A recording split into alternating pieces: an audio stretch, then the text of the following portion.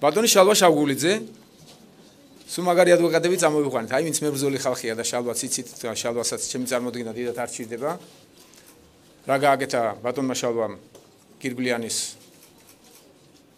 კვლელობის დროს და როგორ იბრძოდა და როგორ მიიყვანა ეს საქმე ბოლომდე და როგორ დაუმტკიცა საქართველოსაც და მთელს ევროპასაც და როგორ აჩვენა რეალური სახე ჩვენი ხელისუფლების, ეს მაგალითი საკმარისია მისთვის, რომ კარგად წარმოვიდგინოთ და დავახასიათოთ. გარდა ამისა, ბატონი შალვა იბრძოდა აფხაზეთში საქართველოს ტერიტორიული მთლიანობისათვის. ესეთი პრინციპული და მაგარი კაცი აუცილებლად სჭირდება საქართველოს მომავალი მშენებლობისთვისაც და ჩვენ ძალიან კარგი გუნდის წევრი წარმოგიდგინეთ. უკაცრავად. ვაგეში ყველაზე დიდი ბრძოლა იყო ვაგის მაჟორიტარობაზე, ძალიან ბევრი კანდიდატები იყვნენ და ყველაზე მეტი დრო დავხარჯეთ და მე ვფიქრობ, რომ ყველაზე ღირსეულმა დაიტოვა ეს ადგილი.